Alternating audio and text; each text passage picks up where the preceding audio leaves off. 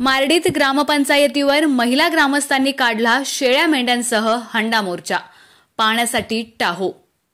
पाहुयात सविस्तर बातमी।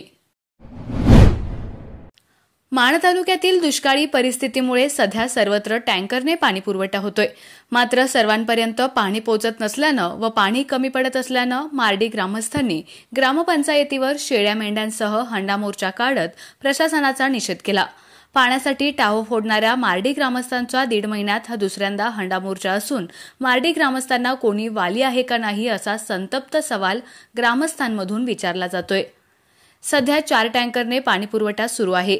यावेळी टँकर चालक आपल्या ओळखीच्या लोकांना आधी पाणी वाटून टाकत असल्यानं सर्वांपर्यंत पाणी पोहोचत नाही असा आरोप करत मार्डी येथील वार्ड क्रमांक 3, 4 व 5 मधील ग्रामस्थांनी केलाय।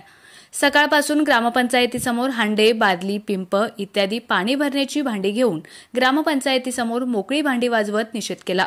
आमचा पाणी प्रश्न मिटल्याशिवाय आम्ही इथून हलणार नाही अशी भूमिका यावेळी महिला ग्रामस्थांनी घेतली होती।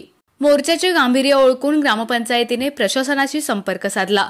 माहिती मिळताच माणचे पाणीपुरवठा अधिकारी SG तांबारे यांनी मार्डी येथे भेट देऊन ग्रामस्थांशी संवादातून मार्ग काढण्याचा प्रयत्न करून पाणीपुरवठा सुरळीत करण्याचं आश्वासन दिलं। यावेळी ग्रामस्थांनी अनेक तक्रारी प्रशासनाकडे मांडल्या।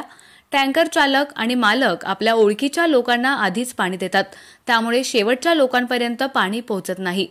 प्रशासनाने दिलेल्या टँकरचे पाणी हॉटेल व्यावसायिक तसेच डाळिंब बागांना विकलं जात असल्याचा आरोप करत अशांचा प्रशासनाने शोध घेऊन कठोर कारवाई करावी अशी मागणीही केली गेली।